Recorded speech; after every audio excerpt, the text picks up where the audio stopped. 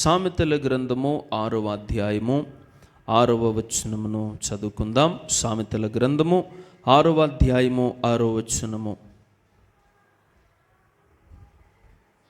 సోమరి చీమల యొద్దకు వెళ్ళుము, వాటి నడతలు కనిపెట్టి జ్ఞానమును తెచ్చుకొనుము. చాలండి, చిన్న ప్రార్థన చేసుకుందాం. ప్రేమ కలిగిన పరిశుద్ధుడా, నీ ఘనమైన నామానికి వందనాలు చెల్లిస్తున్నాం ప్రభా. ఇప్పటిదాకా నీ కృపతో నేను ఇదిగో ప్రభా జ్ఞాపకం చేసుకుని నడిపించిన విధానాన్ని బట్టి నీకు స్తోత్రాలు. మరొకసారి ఇదిగో దీనుడును అల్పుడను ఏమాత్రం ఎన్నికలేనటువంటి వాడును రక్తమును ఆశ్రయించి నీ కృపాసనం దగ్గరికి చేర్చుండగా నీవే నీ కరుణాపీఠముల నుండి వచ్చిన ప్రతి ఒక్కరితో నాతో కూడా మాట్లాడి నీవే మహిమ పొందండి. ప్రకటించేవాడు నీవే, గ్రహింపచేవాడు నీవే, ఒప్పింపచేవాడు నీవే, సమ్మతి గల మనస్సు మా ఏళ్ళ పుట్టింపగలిగిన వాడు నీవే. దయచేసి ఆయన ఇదిగో ఈ ఉదయకాల సమయంలో వాక్యము ద్వారా వచ్చిన ప్రతి ఒక్కరితో మాట్లాడి మానవ స్వరాన్ని మరుగుపరిచి పరలోకపు స్వరాన్ని బయలుపరిచి నీవే మహిమనొందమని యేసు పరిశుద్ధ నామమున అడిగి వేడుకొని ప్రతి మనవి పొందుకుని ఉన్నాము పరమ తండ్రి,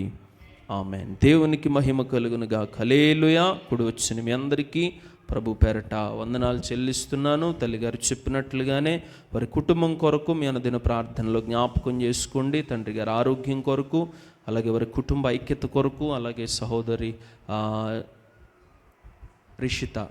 రిషిత ఆరోగ్యం కొరకు కూడా మీరు ప్రార్థనలో జ్ఞాపకం చేసుకోవాల్సిందిగా ప్రేమతో తెలియచేస్తున్నాం. చదవబడినటువంటి వాక్య భాగము సామెతల గ్రంథము 6వ అధ్యాయము 6వ వచనములో ఈ విధముగా వ్రాయబడి ఉన్నది. సోమరి నీవు చీమల యొద్దకు వెళ్ళుము, వాటి నడతను కనిపెట్టి జ్ఞానము తెచ్చుకొనుము. చాలండి. చూడండి, జ్ఞాని అయిన సొలొమోను మాట్లాడుతున్నటువంటి ఒక మాట ఏమిటి అంటే, సోమరి నీవు చీమల యొద్దకు వెళ్ళుము, వాటి నడతలను కనిపెట్టి ఇదిగో అది ఎలా నడుచుకుంటుందో ఒక్కసారి బాగా గమనించి జ్ఞానము తెచ్చుకో, జ్ఞానము తెచ్చుకో, జ్ఞానము తెచ్చుకో. చూడండి, ఈరోజు ధ్యానాంశము చీమలు. ఎందుకంటే ప్రతి ఒక్కరికి కూడా ఏం తెలుసు, చీమలు ఎలా ఉంటాయో తెలుసు. ప్రతి ఒక్కరు మన జీవితంలో చీమలనే అనేక సార్లు మనం చూసే ఉండుంటాం. మన ఇంట్లో వంట పదార్థాల మీద చీమలు పట్టేసినప్పుడు వాటి మీద ఇసుక్కొని కూడా ఉండుంటాం. చీమలు పట్టేసినప్పుడు పంచదారలో చాలా చీమలు పట్టేసినప్పుడు వాటిని బట్టి మనం చాలాసార్లు చిరాకు పడి కూడా ఉండుంటాం. దేనిని బట్టి అంటే చీమలను బట్టి. కానీ చీమలలో నుండి కూడా దేవుడు మనకి పాఠమును నేర్పగలిగినటువంటి సమర్థుడు. దేవునికి స్తోత్రం, హల్లెలూయా. మానవుడికి బుద్ధి చెప్పడానికే, లేకపోతే మానవుడిని సరిచేయడానికి దేవుడు దేన్నన్నా వాడుకోగలడు. చెప్పండి, దేవుడు దేన్నన్నా వాడుకోగలడు. అలా బైబిల్లో వేటిని వాడుకున్నాడు? చీమలను వాడుకున్నాడు. ఇంకా ఒక మనిషికి బుద్ధి చెప్పడానికి దేవుడు దేన్ని వాడుకున్నాడు? ఇంకా బైబిల్లో ఒక ప్రవక్తకు బుద్ధి చెప్పడానికి గాడిదను వాడుకున్నాడు. అవునంటారా? బిలాముకు బుద్ధి చెప్పడానికి దేవుడు గాడిదను వాడుకున్నాడు. ఇంకా వేటిని వాడుకున్నాడు? యోనాకు బుద్ధి చెప్పడానికే చేపను వాడుకున్నాడు. ఇంకా అదే యోనాకు బుద్ధి చెప్పడానికే సొర చెట్టును ఆయన వాడుకున్నాడు. ఇలాగ మనిషికి బుద్ధి చెప్పడానికి దేవుడు పెద్దవేం అవసరం లేదు. ఆయన తలుచుకుంటే ఒక చిన్న దానితో కూడా మనిషికి ఏం చెప్పగలడు అని అంటే బుద్ధి చెప్పగలడు. జ్ఞానాన్ని కూడా ఆయన నేర్పించగలడు. అలాగే సోమరిగా ఉన్నటువంటి మానవుడిని దేవుడు దేనితో చెబుతూ బుద్ధి నేర్పిస్తున్నాడు అని అంటే చీమతో బుద్ధి నేర్పిస్తున్నాడు. సోమరి నీవు చీమల దగ్గరికి వెళ్ళు, వాటి నడతను బాగుగా కనిపెట్టు, జ్ఞానం తెచ్చుకో. అంటే చీమల్లో కూడా ఏముంది చెప్పాలి. వాటి నడతలో మనం జ్ఞాపకం చేసుకున్నట ద్వారా, వాటి నడతను గుర్తించడం ద్వారా ఒక వ్యక్తికి ఏం కలుగుతుంది అంటే జ్ఞానం కలుగుతుంది. అంటే చీమల్లో ఏదో మంచి లక్షణాలు ఉన్నాయన్నమాట. చీమల్లో కూడా ఏమున్నాయి? మంచి లక్షణాలు ఉన్నాయి. అంటే మనుషుల్లో లేనివి ఎందులో ఉన్నాయి? చీమల్లో ఉన్నాయి. వాటి దగ్గరికి వెళ్ళి బుద్ధి తెచ్చుకో బాబు అని చెప్తున్నాడు. ఏంటి అసలు చీమల్లో ఉన్నటువంటి లక్షణాలు? ఎందుకని చీమల దగ్గరికి వెళ్ళి దేవుడు జ్ఞానాన్ని నేర్చుకోమన్నాడు అని అంటే, మొదట చీమలకు ఉన్నటువంటి ఒక 5 విషయాలను ఈరోజు మనం ధ్యానం చేద్దాం. ఎన్ని విషయాలు? ఈ 5 విషయాలు కూడా మన జీవితంలో మన జీవితానికి అన్వయించుకొని అవి మన కుటుంబాల్లో, మన వ్యక్తిగత జీవితంలో ఉన్నాయా లేవా అనేటువంటి వాటిని మనం పరీక్షించుకోవాలి. ఎందులోనూ అంటే వాక్యపు వెలుగులో. దేవునికి స్తోత్రం, హల్లెలూయా. చూడండి, మొదటిగా చీమలకు ఉన్నటువంటి గొప్ప లక్షణం ఏమిటి అని అంటే, చూడండి, అదే సామెతల గ్రంథము 30వ అధ్యాయము, సామెతల గ్రంథము 30వ అధ్యాయము 25వ వచనమును మనం చదివినట్లయితే చూడండి, అక్కడ రాయబడి ఉంటుంది. 30వ అధ్యాయము 25వ వచనము. చీమలు బలము లేని జీవులు అయినను అవి వేసవి కాలములో తమ ఆహారమును సిద్ధపరచుకొనును. చాలండి. చీమలకు ఉన్నటువంటి మొట్టమొదటి గుణం ఏంటంటే, చూడండి, చీమలకు ఏం లేదట, చెప్పాలి ఏం లేదట, బలము లేదు. అయినప్పటికీ అవి ఏం చేస్తాయట, వేసవి కాలములో ఆహారమును సిద్ధపరుచుకుంటాయి. అంటే ఆ చీమల యొక్క దినచర్య ఎలా ప్రారంభించబడుతుంది, వారి యొక్క లైఫ్ స్టైల్ ఎలా ఉంటుంది అని మనం ఆలోచన చేసినట్లయితే, ఎండాకాలం ఏం కురవదు అని అంటే వర్షాలు అనేవి కురవవు.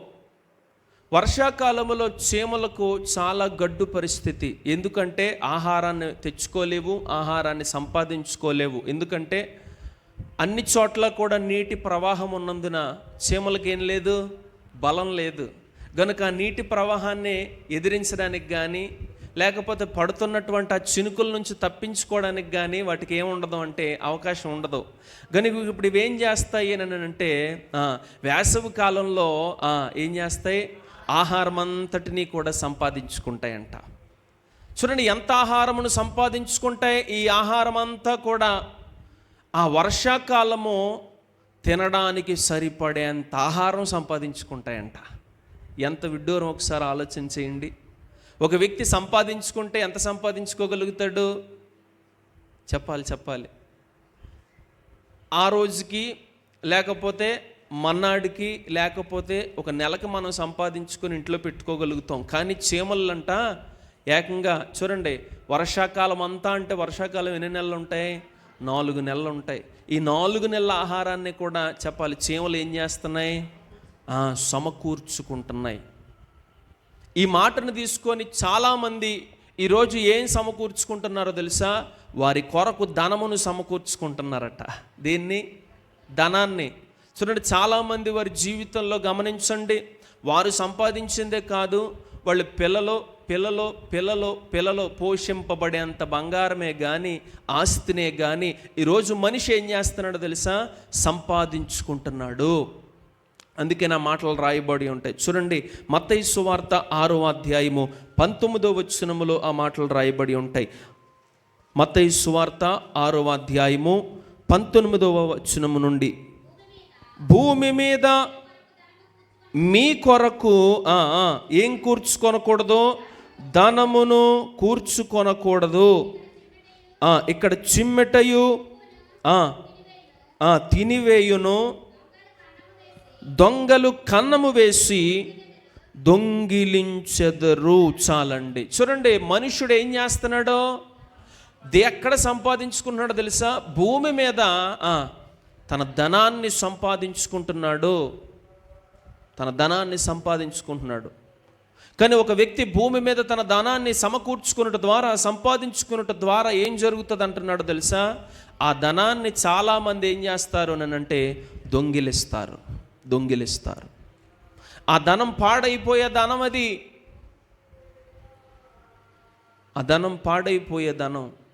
అది చిమ్మెట కొట్టే ధనం. దాని కొరకు నీ జీవితాన్ని సమర్పించేసుకుంటున్నావు. కానీ ధనాన్ని లోకములో మనం ఏం చేయకూడదు, సంపాదించుకోకూడదు, సమకూర్చుకోకూడదు. కానీ ఈరోజు చాలామంది దేన్ని సమకూర్చుకుంటున్నారు అని అంటే ధనాన్ని సమకూర్చుకుంటున్నారు. కొన్ని సంవత్సరాల క్రితం కర్ణాటకలో ఒక వ్యక్తి ఉండేవాడు. ఆ వ్యక్తి ఎంత సంపాదించాడు అని అంటే, ఆ ఇంటిలోనట అతడు కూర్చోడానికి ఒక బంగారపు సింహాసనాన్ని చేయించుకున్నాడట. అంటే ఎంత ధనవంతుడు ఎంత సంపాదించుకున్నాడు ఆలోచన. మనం కుర్చీ మహా అయితే మన ఇంట్లో ఏ కుర్చీ ఉంటుంది చెప్పాలి, ప్లాస్టిక్ ఉంటుంది, ఇంకా గట్టిగా ఉంటే చెక్కది ఉంటుంది అంతే. కానీ ఆ వ్యక్తి దేంతో చేయించుకున్నాడు? బంగారముతో ఒక కుర్చీ చేయించుకున్నాడు. అంటే చూడండి ఎంత సంపాదించి ఉంటాడో తన కొరకు. అతడు తిని బహిర్భూమికి వెళ్ళేటువంటి ఆ వాష్ బేసిన్ కూడా తను దేంతో చేయించుకున్నాడో తెలుసా? బంగారంతో చేయించుకున్నాడంట. తను తినే పళ్ళెం బంగారంతో చేయించుకున్నాడట. చూడండి, ఎప్పుడైనా మీరు గమనించండి, ఆస్తి విస్తారంగా సమకూర్చుకొని సంపాదించుకొని కూడబెట్టుకునే వారికి ఎప్పుడు కూడా భయం ఉంటుంది. ఏంటది? దొంగలు పట్టుకెళ్ళిపోతారేమో, సరిగ్గా నిద్ర కూడా పోలేరు వాళ్ళు. అంటే ఏమో ఏ టైంలో ఏం జరుగుతుందో, ఏ దొంగ రావచ్చో, లేకపోతే మొత్తం మీద ఎవడో ప్లాన్ చేసి నన్ను మర్డర్ చేయించిన ఆస్తి అంతా లాగేసుకోవచ్చు, లేకపోతే ఇంట్లో వాళ్ళే తిరగబడి ఏ విషమో పెట్టిన చంపేసిన ఆస్తి అంతా కూడా లాగేసుకోవచ్చు అని వారి కంటి మీద వారికి ఏముండదో తెలుసా? కనీసం నిద్ర కూడా సరిగ్గా పోరంటండి వాళ్ళు. ఎవరో ధనం సమకూర్చుకునేవారు. దేవుని వాక్యం సెలవిస్తున్నది, భూమి మీద మీరు ధనమును సమకూర్చుకొనకుడి.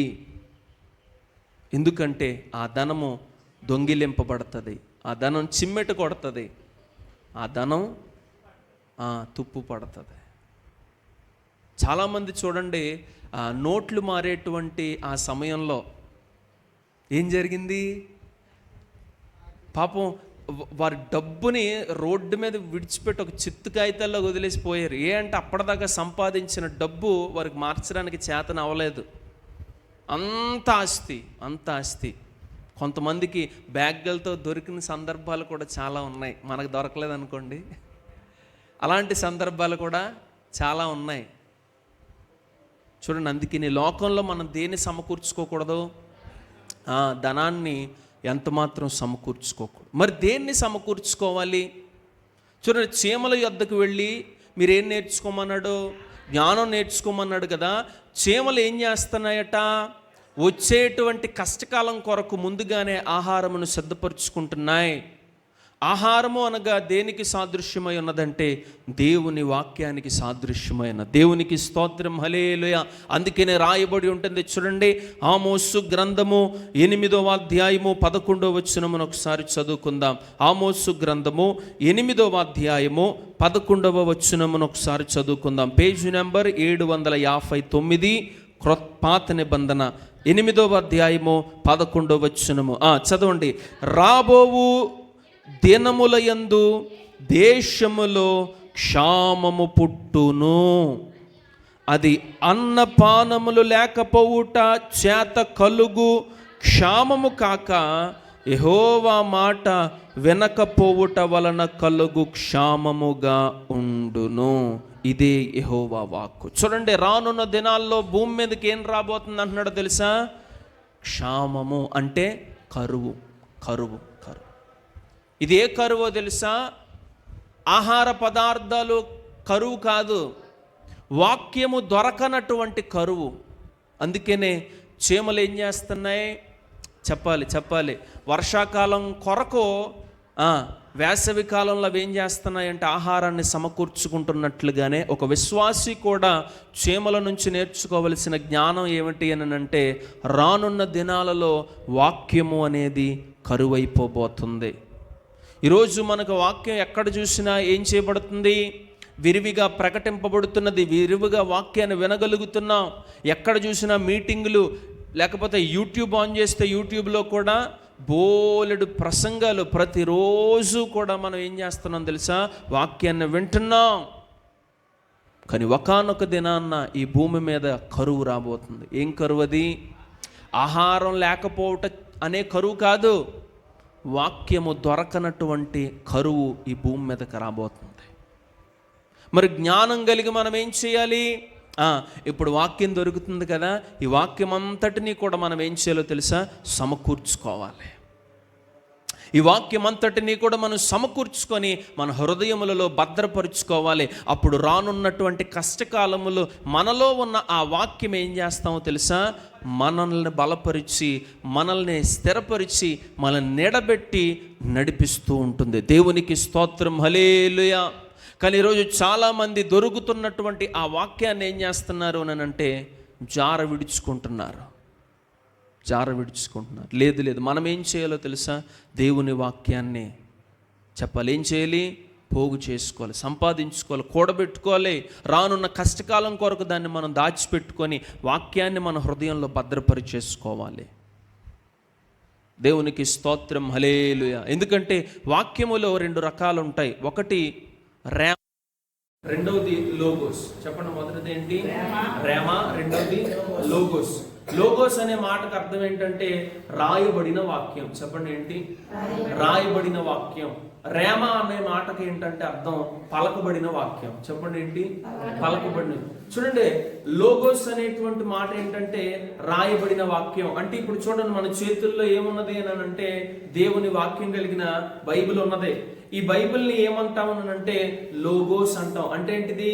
రాయబడిన వాక్యం కనుక దీన్ని లోగోస్ అని అంటాం. చూడండి, మరి రేమ అంటే ఏంటి?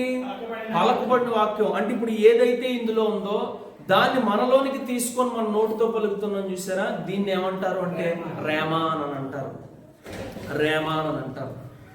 చూడండి, అపవాదికి లోగోస్తో పని ఉండదు. అంటే ఏంటి?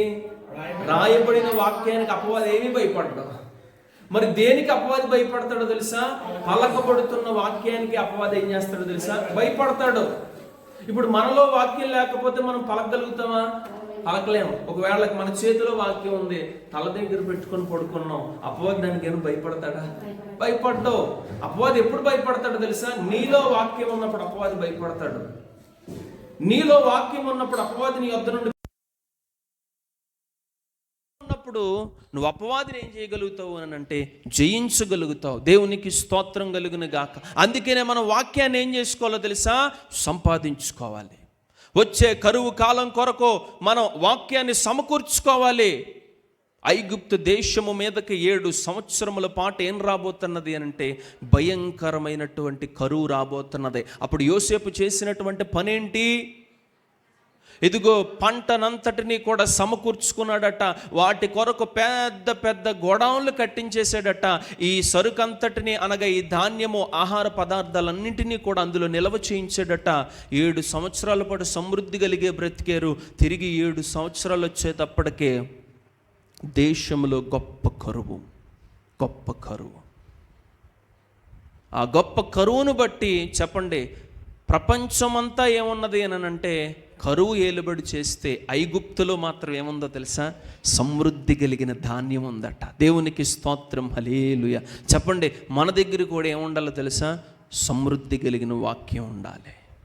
నీలో నుండి సమృద్ధి కలిగిన వాక్యం బయటికి రావాలి. నీలో నుండి సమృద్ధి కలిగినటువంటి వాక్యం పెళ్ళుబెవకాలి. అప్పుడు నీ వాక్యాన్ని కలిగి జీవిస్తావు. అప్పుడు నువ్వు జ్ఞానవంతురాలిగా మార్చబడతావు. చూడండి, చీమలకే అంత ముందు చూపు అయితే ఆల్రెడీ దేవుడు రానున్న దినాల కొరకు మనకు ముందుగానే బైబిల్లో రాయించి ఉంచాడు. అప్పటి పరిస్థితులు ఎలా ఉంటాయి, అప్పుడు స్థితిగతులు ఎలా ఉంటాయి, అప్పుడు మనుషులు ఎలా మారిపోతారో అనేది సమస్తమును తెలియజేశాడు కదా. ఇప్పుడు మనకి ఎంత సిద్ధపాటు ఉండాలో ఒకసారి ఆలోచించేయండి. ఎంత సిద్ధపాటు కలిగి మనం బ్రతకాలో ఒకసారి ఆలోచించేయండి. ప్రభు రాకడ సమీపములో ఉన్నది. దేవునికి స్తోత్రం, హల్లెలూయా. చూడండి, ఒక వ్యక్తి పరీక్ష రాస్తున్నాడు. చెప్పాలి, ఒక వ్యక్తి పరీక్ష రాస్తున్నాడు. ఇది ఏ కాలం అంటే ఎగ్జామ్స్ రాసే కాలం కనుక ఒక యవనస్తుడు పరీక్ష రాస్తున్నాడు. ఈలోపు ఇన్విజిలేటర్ వచ్చి ఏం చేసింది అని అంటే గైడ్ చేతికి ఇచ్చేసి రాసేసుకోరా అన్నాడు. చెప్పండి, ఏంటి? గైడ్ చేతికి ఇచ్చేసి రాసేసుకొని ఇష్టం అన్నాడు అనుకో. ఇప్పుడు ఆ వ్యక్తి ఏం చేయాలి అంటే ఇలాగే చెయ్యాలి అని నేను చెప్పట్లేదు, ఒక ఉదాహరణగా చెప్తున్నాను అంతే. ఇప్పుడు ఆ వ్యక్తి ఏం చేయాలి? దానిని బట్టి మొత్తం కూడా రాసేయాలి. అప్పుడు ఆ వ్యక్తి ఏం చేయబడతాడో? పాస్ అవుతాడంటే 100కు 100 మార్కులు వచ్చేస్తాయి. అవునంటారా కదా? దేవుడు కూడా మన చేతికి కూడా గైడ్ ఇచ్చేసాడు. అంటే ఏంటి? జరగబోయేదని ముందే చెప్పేశాడు. అబ్బాయి ఇది అబ్బాయి గనుక ఎలాగుంటే ఎలాగుంటే ఇలాగుంటే అని ప్రతిదీ కూడా దేంట్లో పొందుపరిచి ఉంచాడు? దేవుని వాక్యములో పొందుపరిచి ఉంచాడు. ఇప్పుడు చూసి రాసే బాధ్యత ఎవరిది?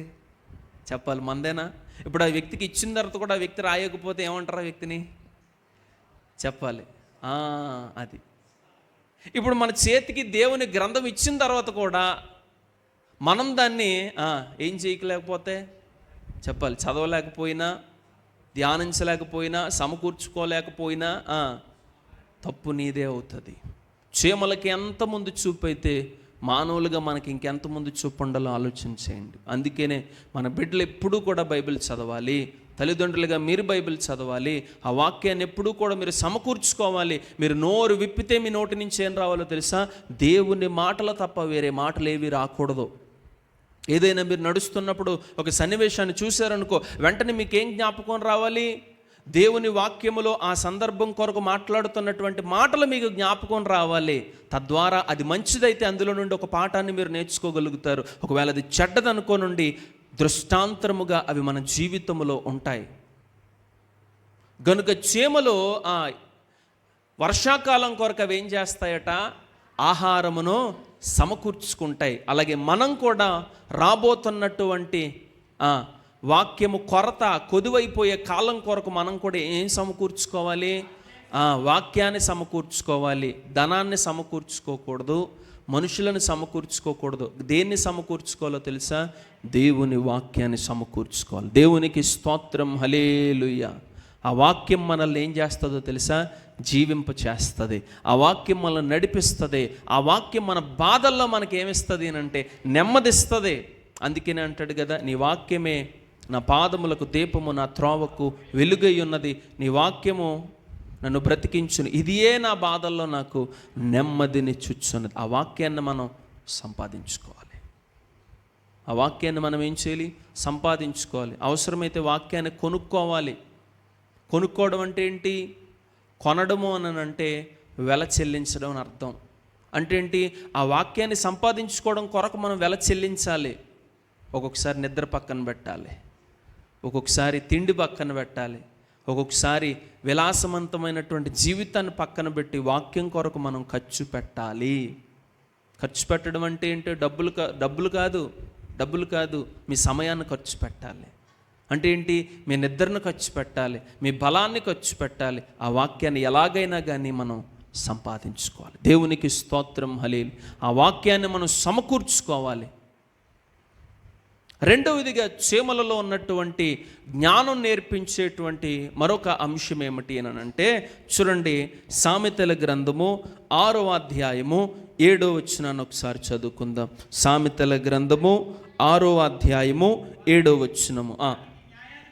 వాటికి న్యాయాధిపతి లేడు, పై విచారణకర్త లేకున్నను, అధిపతి లేకున్నను, అవి వేసవి కాలములో ఆహారమును సిద్ధపరుచుకొనును, కోతకాలమందు ధాన్యము సమకూర్చుకొనును. చాలండి. రెండవదిగా చీమలలో మనం నేర్చుకోవాల్సినటువంటి ఒక ప్రాముఖ్యమైనటువంటి పాఠం ఏంటి అంటే, రెండవది, మొదట ఏం నేర్చుకోవాలి? చెప్పాలి. మొదట ఆహారమును సమకూర్చుకొనడం అంటే వాక్యమును సమకూర్చుకోవడం అనే విషయాన్ని మనం చీమల దగ్గర నుంచి నేర్చుకోవాలి. రెండవదిగా ఏం నేర్చుకోవాలో తెలుసా? అక్కడ రాయబడి ఉన్నది, వాటిపైన ఎవరు లేరట? చెప్పాలి, న్యాయాధిపతి లేడు. రెండవదిగా పై విచారణకర్త లేడు. మూడవదిగా చెప్పాలి, అధిపతి లేడు. చూడండి, ఈ మూడు. మొదట న్యాయాధిపతి లేడు, విచారణకర్త లేడు, అధిపతి లేడు. అంటే చూడండి, పైన విచారణకర్త లేడు అంటే ఏ పని చెయ్యాలో చెప్పేవాడు లేడు. ఇంకా న్యాయాధిపతి అంటే ఏది మంచి ఏది చెడు అని చెప్పేవాడు లేడు. మూడవది అధిపతి అనగా ఎలా వెళ్ళాలి అని చెప్పేవాడు కూడా వాటికి ఎవరు లేరంట. అయినప్పటికీ కూడా మీరు ఎప్పుడైనా గమనించారా? చీమలు ఎలా వెళ్తాయి? చెప్పాలి ఎలా వెళ్తాయి? లైన్గా ఒక చీమ వెనకాల ఒక చీమ, ఒక చీమ వెనకాల ఒక చీమ, ఒక చీమ వెనకాల ఒక చీమ, క్రమంగా వెళ్ళిపోతూ ఉంటాయి. చూడండి, క్రమంగా వెళ్ళమని వాటికి న్యాయాధిపతి ఏమైనా చెప్పాడా? అధిపతి ఏమైనా చెప్పాడా? పై అధికారి ఏమైనా చెప్పాడా? వాటికి లేదు. పై అధికారి లేకపోయినప్పటికీ విచారణకర్త లేకపోయినప్పటికీ చీమలు ఏం కలిగి ఉన్నాయో తెలుసా? క్రమమును కలిగి ఉన్నాయి. దేవునికి స్తోత్రం కలుగు. అంటే చీమలలో నుండి మనం ఒక వ్యక్తి నేర్చుకోవాల్సినటువంటి ఆత్మీయమైన పాఠం మొదట ఆహారమును సిద్ధపరుచుకునటం అయితే, రెండవదిగా క్రమశిక్షణ నేర్చుకోవాలి. ఏం నేర్చుకోవాలి? క్రమశిక్షణ. మిమ్మల్ని ఒకసారి మీరు చూసుకోండి, అందరూ వరుసగానే కూర్చున్నారా? మరి ఇదే క్రమం అంటే? క్రమం అంటే ఏంటి? ఒక లైన్ ఫామ్ చేసి అందరూ ఒకేలా కూర్చోవడం, అది క్రమం. అంటే ఏంటి?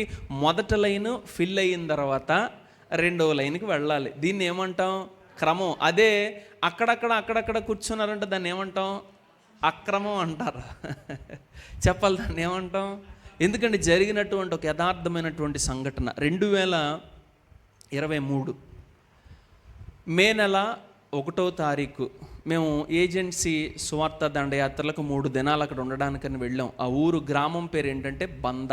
చెప్పండి, ఆ ఊరు పేరేంటి? బంద. ఊరు పేరే బంద. చాలా మంచి గ్రామం, అది కొండల మీద ఉంటుంది, చాలా మంచి వాతావరణం. అక్కడ సిఎస్ఐ ఒక చర్చ్ ఉంది. ఆ సిఎస్ఐ చర్చ్ చూసాం, చాలా సంతోషంగా ఉంది. ఆ చర్చికి ఒక ప్రాంగణం కూడా ఉంది. వెళ్ళాము, అంతా చూసాం, అంతా బాగానే ఉంది. అక్కడ సేవకులను కలవడం జరిగింది, వారితో మాట్లాడడం జరిగింది. మాట్లాడి మొత్తం మీద అయ్యగారు ఇక్కడ 3 రోజులు ప్రార్థనలు పెట్టి సువార్త ప్రకటించి ప్రతిరోజు సాయంత్రం కూడా మీటింగ్ ఏర్పాటు చేస్తామండి అని అన్నప్పుడు, సరేనయ్యా తప్పకుండా అని చెప్పేసి వారు కూడా మాట్లాడడం జరిగింది. ఇప్పుడు మేము అక్కడికి వెళ్ళాము. అక్కడికి వెళ్ళి అక్కడ వారి కోసం అని చెప్పేసి ఆహార పదార్థాలు, బియ్యం ప్యాకెట్లు, అంటే మేము వండుకోవాలి కదా. మరి దగ్గర అక్కడ 3 రోజులు ఉండాలంటే ఎన్ని పూటలు ఉండాలి? 6 పూటలు ప్లస్ 3 పూటల టిఫిన్లు, ఇవన్నీ కూడా వండుకోవడం కోసం ఆహార పదార్థాలన్నింటినీ కూడా మేము సమకూర్చుకొని ఆ ప్రాంతానికి వెళ్ళి అక్కడ మీటింగ్ ఏర్పాటు చేసాం. ఈ ఏర్పాటు చేసినప్పుడు అక్కడ సంఘస్థులు ఉన్నారండి, నిజంగా 2 చేతులు పెట్టి దండం పెట్టచ్చు అంతలా ఉన్నారు వాళ్ళు. ఏనంటే ప్రతిదీ కూడా క్రమం వారి జీవితంలో. నిశ్చయం నేను చూశాను నిజంగా. ఆ రాత్రి ప్రార్థనకు వచ్చినప్పుడు ఒక్కొక్కరు ఎలా వచ్చారో తెలుసా? చాలా క్రమంగా వచ్చేవారు. మొదట వారు ఏం చేసేవారంటే బరకాలేం వేయలా. మొదట స్టేజ్ దగ్గర ఒక చిన్న బరకం వేశారు అంతే. ఇదేంటి చిన్న బరకం వేశారు, అయినా వాళ్ళ ఇష్టం కదా, ఏం చేస్తాం మరి తప్పదు అని చెప్పేసి మౌనంగా ఉన్నాం అంతే. బరకాలన్నీ పక్కనే ఉన్నాయి, మనం ఏం చేస్తాం? మొత్తం వేసేస్తాం అంతే. వాళ్ళు ఏం చేశారో తెలుసా? కేవలం ఒక బరకం వేశారు అంతే. ఇదేంటి ఒక బరకం వేశారు అని అనుకున్నప్పుడు మెల్లిమెల్లిగా ఒక్కొక్కరు వస్తున్నారు. వచ్చిన వాళ్ళు ఏం చేశారో తెలుసా? మొదట ఆ చిన్న బరకం మీద కూర్చోవడం ప్రారంభించారు. ఎలాగా? ఒకరి తర్వాత ఒకరు ఇలా లైన్ ఫామ్ చేశారు. ఇప్పుడు ఆ బరకం నిండిపోయింది. ఇప్పుడు తిరిగి మళ్ళీ యూత్లో వచ్చి ఏం చేశారంటే ఇంకో బరకం వేశారు. ఇప్పుడు వచ్చేవారు ఏం చేశారో తెలుసా? ఆ బరకాన్ని ఫిల్ చేశారు. తిరిగి మళ్ళీ వాళ్ళు ఏం చేశారో తెలుసా? 3వ బరకం వేశారు. ఇప్పుడు అది కూడా వాళ్ళు ఏం చేశారో తెలుసా? వరసగా ఫిల్ చేశారు. నాకు అనిపించింది నిజంగా వీళ్ళకు ఉన్నటువంటి క్రమశిక్షణ సిటీల్లో ఉండేటువంటి విశ్వాసులకి ఉండట్లేదు ఈరోజు.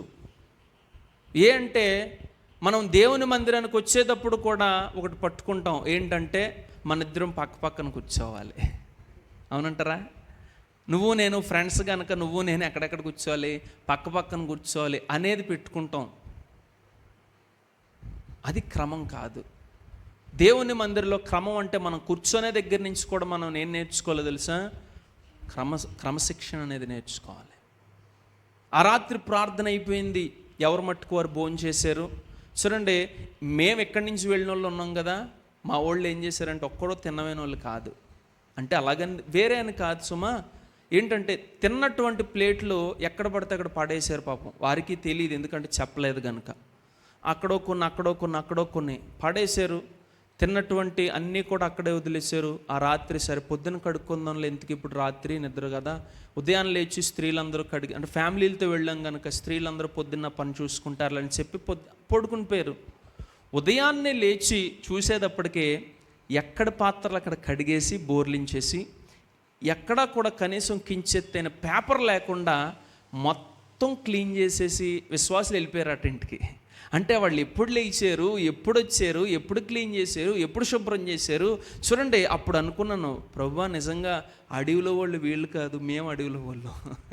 మరి అంతే కదా, అడవిలో వాళ్ళు ఎవరో నిజానికి మనమే అనుకున్నాను. అంటే తిన్న గ్లాస్ కనీసం డస్ట్బిన్లో కూడా వేయట్లేదు ఈరోజు చాలామంది. కానీ వాళ్ళు ఏం చేశారు, మనం చేసినటువంటి ఆ యొక్క తిన్నటువంటి పదార్థాలని పొద్దున్నే లేచి టోటల్ శుభ్రపరిచేసి మొత్తం క్లీన్ చేసేసి ఒక్క జనం కూడా లేకుండా తిరిగి మళ్ళీ వాళ్ళు వెళ్ళిపోయారు. అదే పని చేయాలంటే బోల్డ్ అంత అరుపులు వినబడతాయి, కేకలు వినబడతాయి. కానీ వారు కనీసం కించెత్తైనా మాట్లాడకుండా ఎవరి పని వారు చేసుకొని వారు వెళ్ళిపోతున్నారు. చూడండి, ఇది క్రమశిక్షణ. ఇది క్రమశిక్షణ. ఈ క్రమం ప్రతి విషయంలో ఉండాలి. అందుకనే ప్రత్యక్షపు గుడారాన్ని నిర్మించినప్పుడు ప్రత్యక్షపు గుడారానికి 4 దిక్కులు. ప్రపంచంలో మనకు కూడా ఎన్ని దిక్కులు ఉన్నాయి? 4. ఏంటేంటవి? తూర్పు, పడమర, దక్షిణం, ఉత్తరం. చూడండి, ప్రత్యక్షపు గుడారాన్ని నిర్మించినప్పుడు కూడా దేవుడు ఏం చేశాడో తెలుసా? ఇశ్రాయేలీయుల గోత్రముల లెక్క ఎంత? ఇశ్రాయేలీయుల గోత్రములు ఎన్ని? 12 గోత్రాలు కదా. ఈ 12 గోత్రాలని కూడా క్రమంగా పెట్టాడట. ఎలాగా?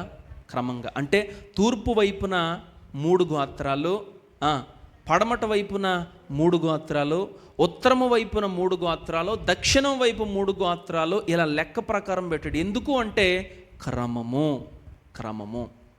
అందులో మొదట ఎవరుండాలి, రెండవది ఎవరుండాలి, మూడోది ఎవరుండాలి, ఆ తర్వాత ఎవరుండాలి అనేది ఒక క్రమము దేవుని గ్రంథంలో దేవుడు రాయించి ఉంచాడు. అంటే మన దేవుడు ఎవరు అంటే క్రమము కలిగినటువంటి వాడు. దేవునికి స్తోత్రం, హల్లెలూయా. మన దేవుడు క్రమాన్ని ప్రేమించేవాడు గనుక ప్రతిదీ కూడా ఎలా ఉండాలి? మన జీవితంలో క్రమం కలిగి ఉండాలి. బలిపీఠం మీద కట్టెలు ఎలా పేర్చాలి? చెప్పాలి. ఎలా పేర్చాలి? క్రమంగా పేర్చాలి. ఒకవేళ క్రమంగా పేర్చకపోతే అది కనుక ప్రతిదీ క్రమంగా ఉండాలి. ఏ విషయాల్లో మన క్రమం ఉండాలి? మన కుటుంబంలో క్రమం ఉండాలి. చెప్పాలి, మన కుటుంబంలో క్రమం ఉండాలి. సంఘములో ఏముండాలి? క్రమం ఉండాలి. ప్రతి విషయంలో కూడా ఏముండాలి అని అంటే క్రమం ఉండాలి. ఎందుకంటే నేను గమనిస్తున్నాను, చప్పట్లు కొట్టేటప్పుడు కూడా క్రమం ఉండట్లేదు. ఏముంటలేదు? క్రమం అంటే ఏంటి? చప్పట్లు కొట్టేటప్పుడు కూడా అందరూ ఒకే సింక్ అయ్యేటట్లు కొట్టాలి. అది చప్పట్లు, అంతే తప్ప ఒకరు ఒకలా కొడితే ఒకరు ఇంకోలా కొట్టడం అది దేవునికి అంగీకారమైంది కాదు. అది అంగీకారమైంది కాదు. మనం నేర్చుకోవాలి, ఇప్పటి నుంచి సరి చేసుకోవాలి.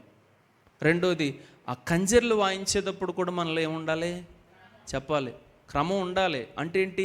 ఆ రిథమునకు తగినట్లుగా వారు ప్లే చేయాలి. అది కాంగో అయినా, కంజరైనా, చప్పట్లైనా, మన నోటితో పాడే పాట అయినా ఏం చేయాలి? క్రమంగా రావాలి అంతానే. కానీ క్రమం లేకపోతే ఏమైపోద్ది? అడ్డదిడ్డంగా మారిపోద్ది. అది దేవునికి ఇష్టమైందా అంటే ఇష్టమైంది కాదు. అందుకనే పాటలో కూడా రాయబడి ఉంటుంది, చక్కని స్వరములతో దేవుని స్తుతించుడి ఎల్లప్పుడు. ఆ చరణం వచ్చా? ఏం చరణం అది? చెప్పాలి, పాడండి. చప్పట్లు ఇప్పుడు చెప్పాను కదా, అందరూ రిథంలో చప్పట్లు కొడుతూ, రిథంలో కంజరు వాయిస్తూ, రిథంలో చప్పట్లు నోటితో అందరూ కూడా పాడండి. అయిపోయిందా?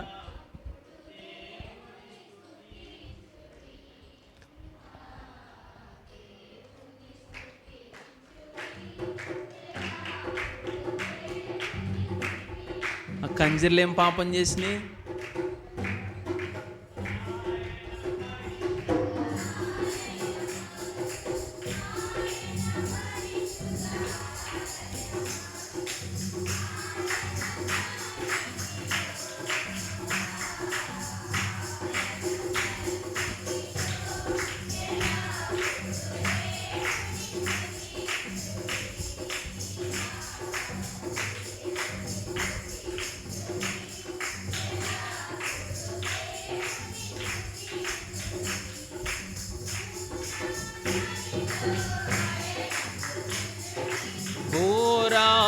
ధ్వనితో ఆయనను స్తుతించుడి చక్కని స్వరములతో.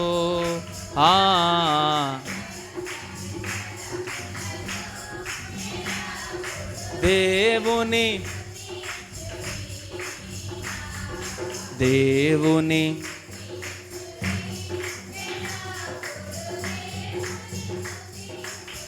హల్లెలూయా.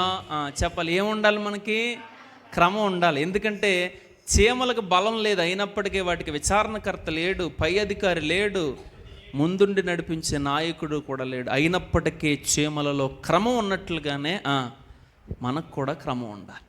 చూడండి, మందిరములో కూడా ఏముండాలన్నాను? క్రమం ఉండాలి. అంటే ఏంటి? ప్రారంభ ప్రార్థన మొదలుకొని ముగింపు ఆశీర్వాద ప్రార్థన వరకు కూడా ఏముండాలో తెలుసా? ఆ క్రమం కలిగే వెళ్ళాలి. ఎక్కడా కూడా అక్రమము అనేది చోటు చేసుకోకూడదు. కనుక ప్రతి విషయంలో కూడా మనం క్రమం కలిగి జీవించాలి. అందుకని కొరింథీయులకు రాసినటువంటి మొదటి పత్రిక 14వ అధ్యాయము 40వ వచనమును ఒకసారి చదువుకుందాం. కొరింథీయులకు రాసినటువంటి మొదటి పత్రిక 14వ అధ్యాయము 40వ వచనము.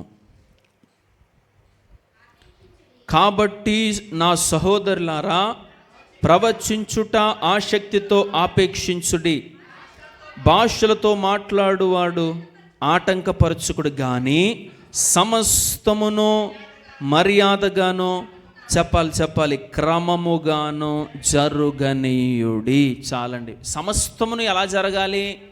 చెప్పాలి మర్యాదగాను క్రమముగాను చదవాలి. అంటే ఏంటి? మనం రెఫరెన్స్ చదివినా కానీ చెప్పాలి మర్యాదగా క్రమంగా చదవాలి. నేను చెప్తున్న వచనాలు ఏంటి, చదువుతుంది ఏంటి మీరు? గనుక ప్రతి విషయంలో మనకి ఏముండాలి? క్రమం ఉండాలి. చూడండి, వెనకాల ఇటుకలు పేర్చాం. మనం ఎలా పేర్చాం? చెప్పాలి. ఒకవేళ అదే క్రమం లేదనుకో, కూర్చున్న మన మీద పడిపోయి అవునంటారా? ఒక గోడ కట్టే విషయంలో ఏముంటుంది? క్రమం. ఏమాత్రం తేడా ఉంటే ఏమైపోద్ది? పడిపోద్ది కదా. ఒక మెట్లు నిర్మించేటప్పుడు ఆ మెట్లకి ఏముండాలి? క్రమం. అందులో ఒక్క మెట్టు కూడా అక్రమంగా ఉందనుకోండి, ఏమైపోతాం? చూడండి, చీకట్లో మనం ఎక్కేటప్పుడు మెట్లన్నీ సమానంగా ఉన్నాయి కదా అని చెప్పి ఎక్కేసామనుకోండి, ఒకవేళ ఒక్క మెట్టు అందులో తేడా ఉన్న ఏమైపోద్ది? చెప్పాలి, ఒకటే మెట్టు. ఎందుకంటే రీసెంట్గా మేము ఇల్లు వేరే ఇంటికి షిఫ్ట్ అయితే ఆ ఇల్లు ఫస్ట్ ఫ్లోర్. ఆ ఫస్ట్ ఫ్లోర్ అయితే మెట్లు ఎక్కాలి కదా. ఈ మెట్లు ఎక్కే క్రమంలో ఒక మెట్టు మాత్రం ఒక 2 అంగుళాలు ఎదరగ పెట్టాడు. అందులో మధ్యలో ఉన్న మెట్టు. అన్ని మెట్లు ఒకేలా ఉన్నాయి కదని చాలామంది పాపం దిగుతూ పడిపోయిన వాళ్ళు చాలామంది ఉన్నారు, ఎక్కుతూ పడిపోయిన వాళ్ళు చాలామంది ఉన్నారు. అందుకనే ఆ ఒక్క చిన్న దాంట్లో అక్రమం ఉన్నా కానీ చెప్పాలి మొత్తం కూడా ఏమైపోయినట్లు అంటే పోయినట్లే. కనుక ప్రతి విషయంలో కూడా మనం క్రమం కలిగినటువంటి జీవితాన్ని జీవించాలి. ఒక వ్యక్తి ఉదయం లేచినది మొదలుకొని రాత్రి పడుకునేంత వరకు కూడా వ్యక్తి క్రమం కలిగినటువంటి జీవితాన్ని జీవించాలి. అది ఆత్మీయతలోనైనా, అది శారీరకమైనటువంటి జీవితంలోనైనా ప్రతి ఒక్కరికి ఏముండాలి అని అంటే క్రమం ఉండాలి. ఇది దేవుడు ఏర్పాటు చేసినటువంటి క్రమం. దేవునికి మహిమ కలుగునుగాక. చెప్పండి, మొదట చీమల్లో ఏమున్నది? చెప్పాలి, రాబోవు కాలము కొరకు ఆహారమును సంపాదించుకుంటాయట. రెండవదిగా క్రమము కలిగినటువంటి జీవులు. అలాగే మనలో కూడా దేవుడు ఏముండాలని కోరుకుంటున్నాడు? క్రమం ఉండాలి. దేవునికి స్తోత్రం కలుగును గాక. చదవండి, 3వ లక్షణమును కూడా మనం నేర్చుకుందాం. సామెతల గ్రంథము 6వ అధ్యాయము 6వ వచనము నుండే చదవండి. సోమరి చీమల యొద్దకు వెళ్ళి వాటి నడతను కనిపెట్టి జ్ఞానము తెచ్చుకొనుము. వాటికి న్యాయాధిపతి లేకున్నను, పై విచారణకర్త లేకున్నను, అధిపతి లేకున్నను, అవి వేసవి కాలమందు ఆహారమును సిద్ధపరచుకొనును. చాలండి. చూడండి, చదవబడినటువంటి వాక్య భాగములో అక్కడ కొన్ని మాటలు రాయబడి ఉన్నాయి. ఏంటంటే చూడండి, అక్కడ ప్రాముఖ్యంగా కొన్ని మాటలు చెబుతాను. మరొకసారి అందరూ చదవండి ఆ మాటలు. 6వ వచనము నుండి. సోమరి చూడండి చీమల అంటున్నాడు. చెప్పండి, ఏమంటున్నాడు? చీమ అనొచ్చు కదా. చీమ దగ్గరికి వెళ్ళు అనొచ్చు కదా. ఏమంటున్నాడు? చీమలు దగ్గరికి. అంటే రెండవది వెళ్ళుము, వాటి నడత, దాని నడత అనొచ్చు కదా. ఏమంటున్నాడు? వాటి నడత అంటున్నాడు. ఇంకా చదివినట్లయితే 7వ వచనం, వాటికి, చెప్పండి ఎవరికి? వాటికి అంటున్నాడు. లేకపోతే దానికి అనొచ్చు కదా. దేవుడు ఏమంటున్నాడు? వాటికి అంటున్నాడు. తర్వాత మాట కూడా మనం చూసినట్లయితే చూడండి, పై విచారణ అవి చాలండి. చూడండి ఏమంటున్నాడు? అది అనొచ్చు కదా. అంటే మొదటి నుంచి చూడండి దేవుని మాట ఎలా ఉందో. చీమల్లు అంటున్నాడు, వాటి అని అంటున్నాడు. మూడవది వాటికి అంటున్నాడు. నాలుగోది అవి అంటున్నాడు. చూడండి ఈ మాటలు ఏంటి అంటే బహువచనం. ఇది చెప్పండి ఏంటి? ఏకవచనం అయితే వేరుగా ఉంటుంది, బహువచనం అయితే వేరుగా ఉంటుంది. ఇక్కడ చీమలలో దేవుడు బహువచనాన్ని ఎందుకు చూపిస్తున్నాడు అంటే, చీమల్లో ఏముందో తెలుసా? ఐక్యత ఉన్నది. చెప్పండి ఏముంది? ఐక్యత. చీమ ఎప్పుడన్నా సింగిల్గా తిరగడం చూసారా? ఒకే ఒక చీమ ఎప్పుడన్నా చూసారా? లేదు. దాంతోపాటు ఒక గుంపు ఉంటుందా లేదా? 10 చీమలు కన్ఫామ్గా ఉంటుంది. చీమల యొక్క లక్షణం ఏంటంటే ఐక్యత కలిగినటువంటి స్వభావం కలిగినటువంటివి. చెప్పండి చీమలకి ఏముంది? ఐక్యత. గనుక మనకు కూడా దేవుడు ఏముండాలని కోరుకుంటున్నాడు? ఐక్యత ఉండాలి. అందుకనే కీర్తనల గ్రంథము 133వ అధ్యాయం 1వ వచనాన్ని మనం చదివినట్లయితే, అక్కడ కీర్తనల భాగములో 133వ అధ్యాయము 1వ మాటను మనం చదివినట్లయితే, సహోదరులు ఐక్యత కలిగి నివసించుట ఎంత మేలు, ఎంత మనోహరమో, అది తల మీద పోయబడి అహరోను గడ్డముల మీదగా కారి అతడి అంగీల అంచుల వరకు దిగజారిన పరిమళ తైలము వలె నుండును. దేవునికి స్తోత్రం, హల్లెలూయా. గనుక ప్రతి ఒక్కరికి ఏముండాలి? చెప్పాలి ఏముండాలి? ఐక్యత. ఈరోజు ఎవరికి ఐక్యత ఉంది? సహోదరులకి ఏం లేదు? ఐక్యత లేదు. బంధువులకి ఏం లేదు? ఐక్యత లేదు. భార్యాభర్తలకు ఏం లేదు? ఐక్యత లేదు. కుటుంబంలో ఏం లేదు? ఐక్యత లేదు. కానీ దేవుడు దేన్ని కోరుకుంటున్నాడో తెలుసా? ఐక్యతను కోరుకుంటున్నాడు. ఎందుకంటే ఐక్యత వలనే సమస్తమును కూడా మనం చేయగలుగుతాం.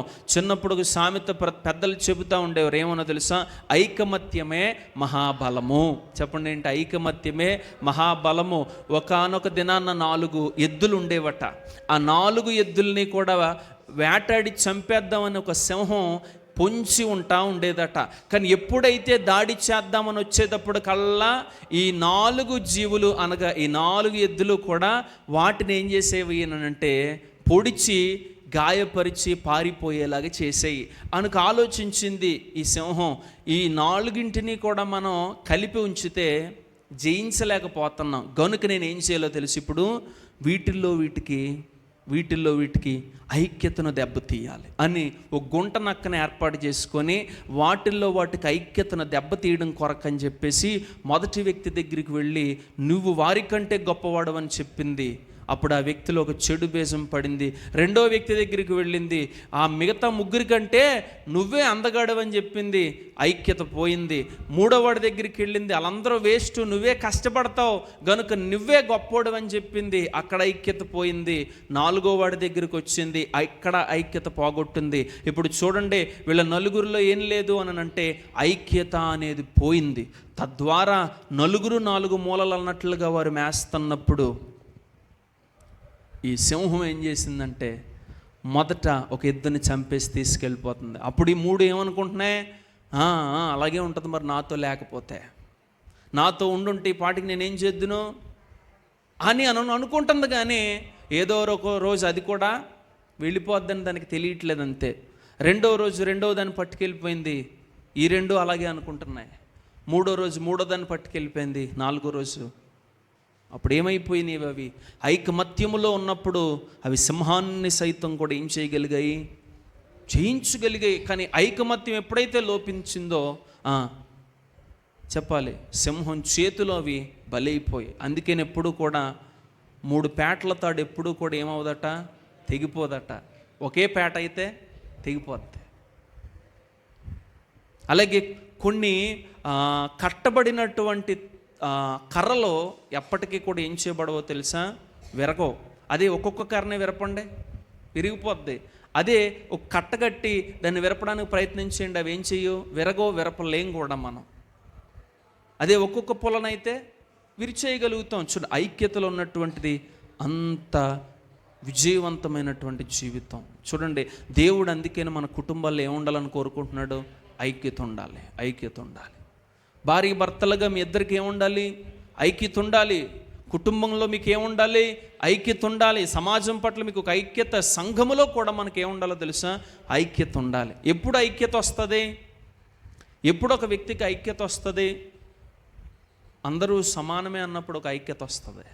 అంతే తప్ప మీకంటే నేను ఎక్కువ అని అనుకున్నాను అనుకో, నేను ఎప్పుడు ఇక్కడే ఉంటాను, మీరు ఎప్పుడు అక్కడే ఉంటారు. కానీ మనందరం చెప్పాలి, మనందరం ఒకటే. మనందరం ఒకటే అని అన్నప్పుడు నేను మీతో కలవగలుగుతాను, మీరు నాతో కలవగలుగుతారు. అంతే తప్ప మీరు వేరు నేను వేరు అన్నాను అనుకోండి, చెప్పాలి, ఐక్యత పాడైపోద్ది. కానీ ఐక్యతలో ఏమేమి దాగి ఉన్నాయంటే అక్కడ రాయబడి ఉంటుంది, అచ్చట శాశ్వత జీవం ఉన్నదట. దేవునికి స్తోత్రం, హల్లెలూయా. ఐక్యతలో ఏమున్నదట? శాశ్వత జీవము. చూడండి, ఆ ఐక్యతను దెబ్బతీయడానికి అపవాది ఎప్పుడూ కూడా మనలో ప్రయత్నిస్తాడు. సంఘముగా కూడి మనం ప్రార్థిస్తున్నప్పుడు ఒక వ్యక్తికి పట్ల భిన్నాభిప్రాయాలను కలుగు చేసి మనలో మనకి ఏం దెబ్బతీస్తాడో తెలుసా? ఐక్యతను దెబ్బతీస్తాడు. కనుక మన జీవితంలో ఎప్పుడూ కూడా మనం ఏం కోల్పోకూడదంటే ఐక్యతను ఎప్పుడూ కోల్పోకూడదు. చీమల్లో ఏమున్నది? ఐక్యత ఉన్నది. ఉదాహరణకు మీరు ఎప్పుడన్నా గమనించారా? బెల్లం దగ్గరికి ఒక చీమ వచ్చిందనుకోండి, అది వెంటనే వెళ్ళి ఏం చేస్తుంది? చెప్పాలి, మిగతా చీమలన్నింటినీ కూడా తీసుకొచ్చేసి ఆ బెల్లం ఖాళీ అయిపోయేదాకా అక్కడి నుంచి వెళ్ళవు. మొదట అది ఒకటే చూసింది, కానీ అన్నింటికీ చెప్పింది. అనంటే వారిలో ఐక్యత ఉంది కనుక. ఏంటంటే నాకు మాత్రమే కాదు, ఇది ఎవరికి కూడా కావాలి? నా పరివాహం అంతటికి కూడా కావాలి. ఇది ఐక్యత. ఇది అపవాది దెబ్బతీయడానికి ప్రయత్నిస్తాడు. అందుకనే సాతాను గర్జించు సింహము వలె ఎవనిని మృంగుదునా అని తిరుగుతున్నాడు. జాగ్రత్త. మనలో ఉన్నటువంటి ఐక్యతను దెబ్బతీయడానికి అపవాది ప్రయత్నిస్తూ ఉంటాడు. అయినప్పటికీ కూడా ఒకరి ఎడల ఒకరు మనం విశ్వాసముతో ముందుకి వెళ్ళాలి. దేవునికి స్తోత్రం కలుగు, హల్లెలూయా. అందుకనే చూడండి, ఎఫెసీయులకు రాసినటువంటి పత్రికలో మాటలు రాయబడి ఉంటాయి. ఎఫెసీయులకు రాసినటువంటి పత్రిక 4వ అధ్యాయము 1వ వచనమును ఒకసారి చదువుకుందాం. ఎఫెసీయులకు రాసినటువంటి పత్రిక చదవండి. మీరు సమాధానమును బంధము చేత ఆత్మ కలిగించు ఐక్యమును కాపాడుకొనుటయందు శ్రద్ధ కలిగిన వారై ప్రేమతో ఒకరినొకడు సహించుచు మీరు పిలువబడిన పిలుపునకు తగినట్లుగా దీర్ఘశాంతముతో కూడిన సంపూర్ణ వినయముతో సాత్వికముతో నడుచుకొనవలెనని ప్రభువును బట్టి ఖైదీనైన నేను మిమ్మును బ్రతిమాలు కొనుచున్నాను. దేవునికి స్తోత్రం, హల్లెలూయా. దేనితోనట? ఆత్మ కలిగించు ఐక్యతను ఏం చేయాలి? కాపాడుకోవాలి. ఎప్పుడు ఈ ఐక్యత కాపాడబడుతుంది అని అంటే అక్కడ రాయబడి ఉన్నది ఏమని అంటే, శ్రద్ధ కలిగిన వారై ఒకనితో ఒకడు ప్రేమతో సహించుకోవాలి. అంటే అవతల వ్యక్తి మీకు తప్పు చేశాడా, ప్రేమతో ఆ వ్యక్తిని ఏం చేయాలి? మీరు సహించుకోవాలి. అప్పుడు ఐక్యతగా కలిగి మీరు జీవిస్తారు. ఒకవేళ సహించలేదనుకోండి, ఏమవుతుంది? ఆ ఐక్యత పోతుంది. కనుక ఆత్మ కలిగించే ఐక్యతను మనం ఎప్పుడూ కాపాడుకోవాలి. సంఘముగా మనం ఆ ఐక్యతను కలిగి కుటుంబంగా ఐకమత్యం కలిగి ఉండాలి. బిడ్డలు తల్లిదండ్రులు ఐకమత్యాన్ని కలిగి ఉండాలి. కుటుంబంలో ఐక్యత కలిగి ఉండాలి. భార్య భర్తల మధ్య ఐక్యత కలిగి ఉండాలి. సంఘములో కూడా ఏముండాలి అని అంటే ఐక్యత ఉండాలి. ఎందుకంటే చీమలకు ఏమున్నదే? చెప్పాలి, ఐక్యత. మనలో కూడా ఐక్యత ఉండాలి. కనుక 4వది చీమలలో ఉన్నటువంటి మరొక గుణం ఏమిటి అని అంటే, చూడండి, చీమలట ఎప్పుడూ కూడా పట్టుదల కలిగినవట. చెప్పండి, ఏంటి? పట్టుదల. చీమలో రాయబడి ఉన్నది ఇంకా బలము లేనివి అని రాయబడి ఉన్నది. చెప్పండి ఏంటి? బలము లేనివి అయినప్పటికీ కూడా ఒక చీమ తన బరువు కంటే 20 రెట్లు బరువు మోస్తుందట. ఎంత? 20. ఉదాహరణకి మనం 10 కేజీలు అనుకోండి. ఉదాహరణకి మనం 10 కేజీలు అయితే, మనమే చీమ అయితే, చీమ ఇప్పుడు ఎంత బరువు మోస్తుందో తెలుసా? 20 కేజీలు మోస్తుందంట. ఎంత? 10 కేజీలు చీమ 20 కేజీలు మోయడం ఎంత విడ్డూరం, ఎంత ఆశ్చర్యం! ఒకసారి జ్ఞాపకం చేసుకోండి. దానిలో ఉన్న పట్టుదల అంత బలమైంది. మన జీవితంలో కూడా మనం దేన్ని కలిగి ఉండాలో తెలుసా? పట్టుదల కలిగి ఉండాలి. కానీ చాలామంది వేటికి పట్టుదల కలిగి ఉంటారో చెప్పాలి. పంతానికి పట్టుదల కలిగి ఉంటారో, కోపానికి పట్టుదల కలిగి ఉంటారో. కానీ మనము దేని యందు పట్టుదల కలిగి ఉండాలో తెలుసా? చదవండి ఆ మాటలు. రోమీయులకు రాసినటువంటి పత్రిక 12వ అధ్యాయము 12వ వచనాన్ని మనం ఒకసారి చదువుకుందాం. ఓర్పు గలవారై పట్టుదల కలిగి ఉండి. చదవన్నా. పాలు పొందుచు శ్రద్ధగా ఆతిథ్యమిచ్చుచుండుడి. చాలండి. చూడండి, మరొకసారి మాట చదువుతున్నాను. 12వ వచనము. శ్రమయందు ఓర్పు గలవారై. చెప్పాలి, ఒక వ్యక్తికి దేని యందు పట్టుదల ఉండాలంట? ప్రార్థన యందు పట్టుదల. చెప్పండి, దేని యందు? ప్రార్థన యందు పట్టుదల ఉండాలి మనకి. కానీ మన పట్టుదల అంతా దేని మీద ఉంటుంది? చెప్పాలి, కోపం మీద పట్టుదల ఉంటుంది.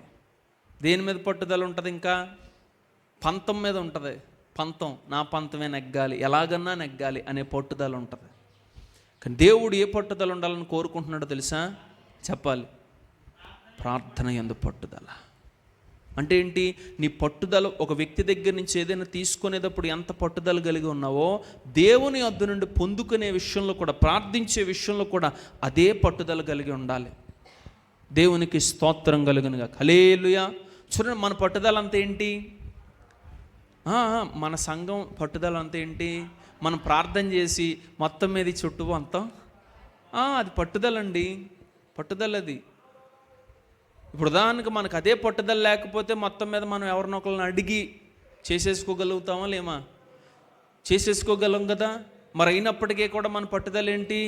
ప్రార్థన ద్వారానే, విశ్వాసము ద్వారానే ఇదంతా కట్టబడాలి తప్ప ఏ ఒక్క నరుడి దగ్గర చేయి చాపకూడదు, ఏ వ్యక్తి దగ్గర కూడా మనం అడగకూడదు, అప్పు చేయకూడదు. అప్పు చేయకుండా విశ్వాసంతో ఇదంతా కట్టాలి అని పట్టుదలతో మనం ఏం చేస్తున్నాం? దీనిలో పట్టుదల ఉండాలి. అలాగే దేవుని యొద్ద నుండి మనం ఏదైనా పొందుకోవాలి అనే పట్టుదల ప్రార్థనలో మనం ఉండాలి. ఉదాహరణకి 40 దినాలు మనం ప్రార్థన చేసాం. దేవుడు మనకేమిచ్చాడు? పట్టుదలతో మ్యాట్ ఇచ్చాడు. చూడండి, తర్వాత మనం ప్రార్థన చేసాం పట్టుదలతో, మనకేమిచ్చాడు? వాష్రూమ్లు ఇచ్చాడు. ఇప్పుడు పట్టుదలతో మనం ప్రార్థన చేస్తున్నాం. దేవుడు మనకేమి ఇవ్వబోతున్నాడు అని అంటే చుట్టూ గోడలను ఇవ్వబోతున్నాడు. దేవునికి స్తోత్రం, హల్లెలూయా. ఈ పట్టుదల మనం కలిగి జీవించాలి. ఈ పట్టుదలతో చీమలు ఎలాగైతే జీవిస్తాయో మనం కూడా పట్టుదల కలిగి, ప్రార్థనలో పట్టుదల కలిగి జీవించాలి. దేవునికి స్తోత్రం కలిగి.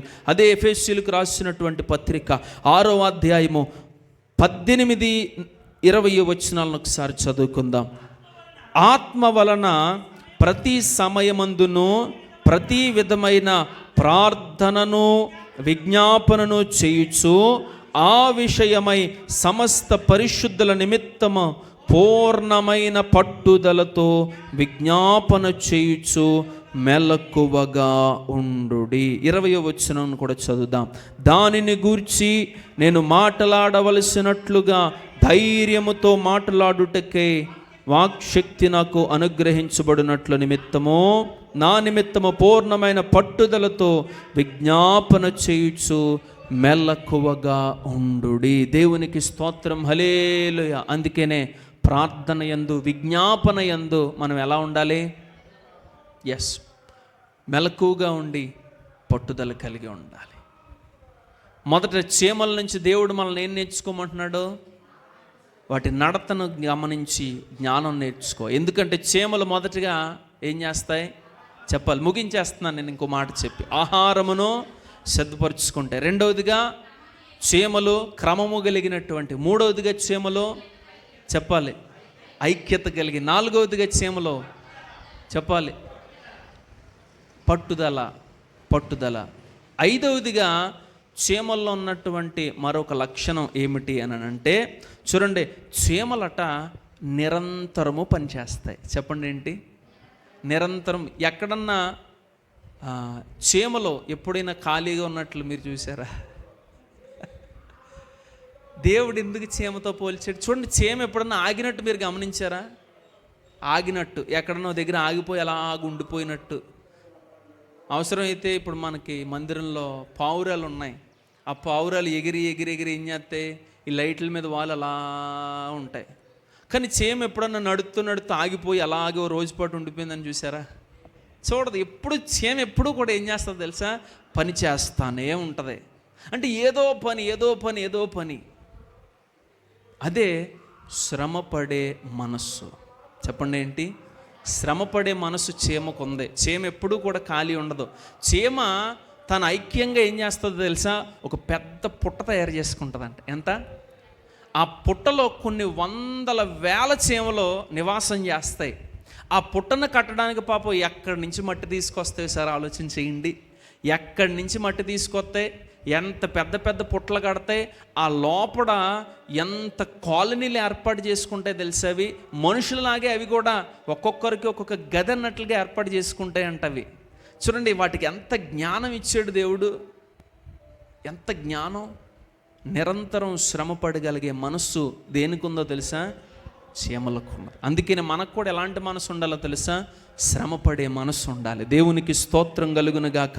చూడండి, ఎప్పుడూ కూడా మనం ఏం చేయాలంటే ఏదో ఒక పని చేస్తూనే ఉండాలి. ఖాళీగా ఎప్పుడు ఉండకూడదు.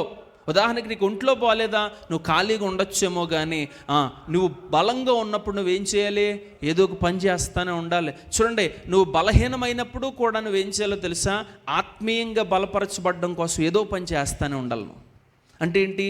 వాక్యం చదవడమని, వాక్యం వినడమని కానీ, ప్రార్థన చేసుకోవడం అని కానీ, లేదా దేవుడు మీతో ఏదైనా చెప్పాడా దాన్ని రాయడం అని కానీ, మనం ఎప్పుడూ కూడా ఏదో ఒకటి చేస్తూనే ఉండాలి. అందుకనే దేవుడు ఆదాము హవ్వను నిర్మించిన తర్వాత చూడండి, దేవుడు ఆదాముకు ఒక పని అప్పగించాడంట.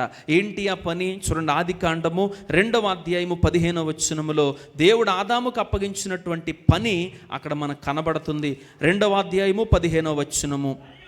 మరియు దేవుడైన యెహోవా నరుని తీసుకొని ఏదెను తోటను సేద్యపరుచుటకు, దానిని కాచుటకు వానిని ఉంచెను. చాలండి. ఆదాము పనేంటి? చెప్పాలి. తోటను సేద్యపరచాలంట. మీరు తోట అంటే మహా అయితే ఊరంత ఉంటుందేమో అనుకుంటున్నారు, అంతే. ఏదైనా తోట యొక్క వైశాల్యం ఎంతంటే సుమారు ఒక దేశం అంత ఉంటుంది. ఎంత? దేశం అంత అంటాను. ఆ దేశంలో ఏకంగా ఆ తోటని తడపడానికి 3 నదులను పెట్టాడట దేవుడు. ఎన్ని? ఈ ఊరంతా తోట ఉంటే దీన్ని తడపడానికి మహా అయితే 10 బోర్లు సరిపోతాయి, లేకపోతే ఒక 20 బోర్లు సరిపోతాయి. అలాంటిది 3 నదులు తడిపేంత పెద్ద ప్రదేశం ఏది? ఏదైనా తోట. ఇప్పుడు ఆదాము డ్యూటీ ఏంటి? మనం ఏమనుకుంటాం తెలుసా? ప్రతిరోజు ఆదాముకి ఏ పని ఉండదో, ఏదో చెట్టు కింద కూర్చోవడం, ఆకలిస్తే పళ్ళు తీసుకొని తినడం, అంతే అని అనుకుంటాం. కానీ ఆదాము కూడా ఏం చేయాలో తెలుసా? తోటను సేద్యపరచాలి. అంటే ఏంటి? వాటి చుట్టూ వాటికి నీరు అందేటట్లుగా ఎప్పటికప్పుడు శుభ్రం చేసుకుంటూ, ప్రతీదీ కూడా గమనించుకుంటూ తను బ్రతకాలి. అంటే ఏంటి? దేవుడి ఉద్దేశం ఆదాము ఏం చేయాలని కోరుకునేవాడు? పని చెయ్యాలి. పని చేయకుండా మనం ఏం తినకూడదు? ఆహారం తినకూడదు. ఏ పని చేయకుండా మనం ఏం తినకూడదో తెలుసు? ఆహారం తినకూడదు. సామెతల గ్రంథంలో మాటలు రాయబడి ఉంటుంది. జ్ఞానవంతురాలని స్త్రీ కొరకు మాట్లాడుతూ, ఆమె పని చేయనిదే ఆహారము ముట్టుకొనదు అని ఉంటుంది. ఏదేను తోటలో ఆదామును పెట్టినప్పుడు కూడా అదే ఉద్దేశం. ఆదాము ఏం చేయాలి? పని చేయాలి. కాకపోతే ఇప్పుడున్నంత కష్టం ఉండేది కాదు అప్పుడు తనకి. శపింపబడిన తర్వాత కష్టం అంతకుముందు ఉండేది కాదు అతడికి. కేవలం సాధ్యపరిచేవాడు, నీళ్లు పెట్టేవాడు, మంచిగా చూసుకునేవాడు, అంతే. కానీ ఇప్పుడు కష్టపడి చెమటోర్చాల్సి వస్తుంది. దేవునికి స్తోత్రం కలుగును గాక. హల్లెలూయా. అలాగే ద్వితీయోపదేశకాండం 5వ అధ్యాయము 13వ వచనాన్ని ఒకసారి చదువుకుందాం. చూడండి, ద్వితీయోపదేశకాండము 5వ అధ్యాయము 13వ వచనము. 6 దినములు నీవు కష్టపడి నీ పని అంతయు చేయవలెను. చాలండి. మనిషి ఎన్ని దినాలు కష్టపడాలట? 6 దినాలు. ఏం పడాలన్నాడు? 3 దినాలు కష్టపడు, 4 దినాలు సుఖపడు అన్నాడా? 5 దినాలు కష్టపడు, 2 దినాలు సుఖపడు అన్నాడా? లేకపోతే 2 దినాలు కష్టపడి మిగతా 5 రోజులు హాయిగా ఉండు బాబు అని అన్నాడా? లేదు. నువ్వు 6 దినాలు ఏం చేయాలో తెలుసా? కష్టపడి పని చేయాలి. ఇక్కడ కూర్చున్న ప్రతి ఒక్కరికి మాట వర్తిస్తుంది. మనం ఏం చేయాలి? కష్టపడి పని చేయాలి. ఏదో ఒక పని ఇంటి దగ్గర ఎప్పుడూ కూడా మనం ఉండకూడదు. ఏదో ఒక పని నీ చేతికి నువ్వు చేయగలిగే అంత, కనీసం నీ ఇంటిని బాగు చేసుకోవడమో, నీ ఇంట్లో ఉన్న ఐటమ్స్ లేకపోతే చదువుకోవడమో, మొత్తం మీద ఏదో ఒక పని చేస్తూ ఉండాలి. మనం ఏదో ఒక పని చేస్తూ ఉండాలి. చూడండి, మీరు ఎప్పుడూ కూడా పని చేసేవాళ్ళు ఎప్పటికే కూడా ఎలాంటి బలహీనతలు ఉండవు. ఎప్పుడన్నా గమనించారా మీరు? చూడండి, చాలామంది కొంత డబ్బు బాగా ఎక్కువ ఉన్న ఇళ్ళల్లో ఎవరిని పెట్టుకుంటారు? చెప్పాలి. పని వాళ్ళని పెట్టుకుంటారా? పని వాళ్ళని పెట్టుకున్న ఏమన్నా ఆరోగ్యంగా ఉన్నారంటే ఉండరు. ఎలా ఉంటారు? చాలా బలహీనత. చూడండి, పని చేసి బలహీన పడడం వేరు, ఏ పని చేయకుండా బలహీనత పడడం వేరు. నేను అనేది అదే. కనుక మనం ఎప్పుడూ కూడా ఏం చేసేవారిగా ఉండాలి? ఏదో పని. ఇంట్లో పనో బయట పనో మొత్తం మీద ఏదో పని చేస్తూ ఉండేటట్లుగా మనం ఉండాలి. ఎందుకంటే దేవుడు దాన్ని కోరుకుంటున్నాడు. చీమలు ఎప్పుడూ కూడా ఏం చేస్తాయో తెలుసా? శ్రమ పడతాయి, కష్టపడతాయి, దాచుకుంటాయి. మన జీవితంలో కూడా ఎప్పుడూ కూడా మనం ఏం చేయాలి? కష్టపడాలి, పని చేయాలి. కనుక ప్రతి ఒక్కరూ జ్ఞాపకం చేసుకోవాలి. చూడండి, అందుకనే ఎఫెసీయులకు రాసినటువంటి పత్రిక ఆఖరిగా ముగించేసుకుందాం. ఎఫెసీయులకు రాసినటువంటి పత్రిక 4వ అధ్యాయము 28వ వచనాన్ని ఒకసారి చదువుకుందాం. చూడండి, 4వ అధ్యాయము 28వ వచనం. అపవాదికి చోటియకుడి, దొంగిలివాడు ఇక మీదట దొంగిలిక అక్కరగలవానికి పంచిపెట్టుటకు వీలు కలుగు నిమిత్తము తన చేతులతో మంచి పని చేయుచు కష్టపడవలెను. దేవునికి స్తోత్రం. హల్లెలూయా. తన చేతులతో ఏం చేయాలి? పని చేసి కష్టపడాలి. అందుకనే సామెతల గ్రంథము 31వ అధ్యాయము 17వ వచనమును కూడా ఒకసారి చూద్దాం. చూడండి, సామెతల గ్రంథము 31వ అధ్యాయము 17వ వచనము. ఆమె నడికట్టు చేత నడుము బలపరుచుకొని చేతులతో బలముగా పని చేయును. చాలండి. చూడండి, ఆమె ఏం చేస్తుందట? తన నడుమును నడికట్టుతో బలపరుచుకొని తన చేతులతో ఆమె ఏం చేస్తుందంటే పని చేస్తుంది. స్త్రీలైనా పురుషులైనా ప్రతి ఒక్కరూ కూడా ఏం చేయాలి? పని చేయాలి. ఖాళీగా ఎవరు ఉండకూడదు. ప్రతి ఒక్కరూ పని చేయాలి. అది చిన్నదే అయినా పెద్దదే అయినా ప్రతి ఒక్కరు ఏం చేయాలి? పని చేయాలి. మన ద్వారా ఏదో ఒక రూపంలో కుటుంబానికి కాంట్రిబ్యూట్ చేయాలి. మనం కష్టపడేవారిగా ఉండాలి. చూడండి, నలుగురు 4 వైపుల నుంచి కష్టపడ్డారనుకోండి, ఎలాంటిదైనా కానీ మనం ఈజీగా అధిరోహించగలుగుతాం. అలాగే కుటుంబంలో ఉన్న ప్రతి ఒక్కరు కష్టపడ్డారనుకోండి, ఎలాంటి సమస్య నుంచైనా కూడా మనం ఏం చేయగలుగుతాం? బయటికి రాగలుగుతాం. కనుక కుటుంబంలో ఉన్న ప్రతి ఒక్కరూ ఏం చేయాలి? కష్టపడాలి. చిన్నపిల్లలైతే వారు తిన్న ప్లేటు ఇలాగా, మీరు తిన్న ప్లేట్ ఏం చేయాలి? మీరే కడుక్కోవాలి. అవసరమైతే ఇంట్లో వాళ్ళ ప్లేట్లు కూడా, ఇంట్లో అంట్లు కూడా ఎవరితో అవ్వాలి? పిల్లలుగా మీరే. ఇలాంటి కష్టం మీరు చేయాలి. తల్లిదండ్రులు వాళ్ళకి నేర్పాలి. ఉదాహరణకు పురుషులు ఉన్నారనుకోండి, వాళ్ళని ఏం చేయాలి? కొట్టు దగ్గరికి వెళ్ళి కిరాణా సామాన్లు అయితే అని చెప్పి తిప్పుతూ ఉండాలి. వాళ్ళు మళ్ళీ ఊరుకుంటారా? లంచం అడుగుతారు, నాకేంటి అని. అలాంటిదప్పుడు గదమాయించి 2 ఇచ్చి వెళ్ళి తీసుకురా అని చెప్పి భయం చెప్పి. చూడండి, చిన్నప్పటి నుంచే వాళ్ళకి ఎలాంటి మనసు అలవాటు చేయాలంటే శ్రమ పడే మనసును అలవాటు చేయాలి. వాళ్ళకి ఏ పని చెప్పలేదు, సడన్గా పని చెప్పామని కాడికి ఎలా ఉంటుంది? కోపం వచ్చి నేను ఎందుకు చేయాలి, నేను చేయను అని చెప్పి ఎక్కడికోడికి వెళ్ళిపోతాడు. కానీ అలా ఉండకూడదు. చిన్నప్పటి నుంచే ప్రతి పని వారికి నేర్పాలి. ముఖ్యంగా తల్లిదండ్రులు. కనుక చీమ దగ్గరికి వెళ్ళి మనం ఏం నేర్చుకోవాలి చెప్పాలి. మూలవాక్యం ఏంటి? సోమరి, చీమల యొద్దకు వెళ్ళి వాటి నడతను బాగుగా కనిపెట్టుము, జ్ఞానము నేర్చుకొనుము. ఏంటి మనం చీమలో నుంచి నేర్చుకునే జ్ఞానం? మొదటిది ఆహారమును సమకూర్చుకొనడం. అంటే రాబోతున్నటువంటి కరువు కాలం అనగా వాక్యము దొరకనటువంటి పరిస్థితుల్లో మన వాక్యమును ముందుగా ఏం చేసుకోవాలి అంటే సమకూర్చుకొని సిద్ధపాటు చేసుకోవాలి. రెండవదిగా క్రమము కలిగినటువంటి చీమలు. అలాగే మన జీవితంలో కూడా దేవుడు దేన్ని కోరుకుంటున్నాడు అంటే ప్రతి విషయములో కూడా క్రమమును కోరుకుంటున్నాడు. క్రమము లేనటువంటి పరిచర్య అయినా, క్రమము లేనటువంటి జీవితం అయినా దేవునికి ఎంత మాత్రం కూడా ఇష్టం ఉండదు. అందుకని మీరు ఎప్పుడైనా పరిచర్యలో జ్ఞాపకం చేసుకోండి, ఎన్నింటికి మనం ప్రార్థన ప్రారంభిస్తాం చెప్పాలి. మీరు లెక్క పెట్టుకోండి, దేవుని బలిపీఠం మీద ఉండి మాట చెప్తున్నా, 9:30కే ఒక్క నిమిషం కూడా ముందుకి జరగకుండా ప్రారంభించానే తప్ప ఏ రోజైనా కానీ ఒక 5 నిమిషాలు లేటుగా ఏ రోజు ప్రారంభించలా, ఏ ఆదివారం కూడా. ఎందుకు అంటే క్రమం కలిగిన పరిచర్య గనుక మనం జ్ఞాపకం చేసుకోవాలి. మన జీవితంలో పరిచర్యలు ఏముండాలి?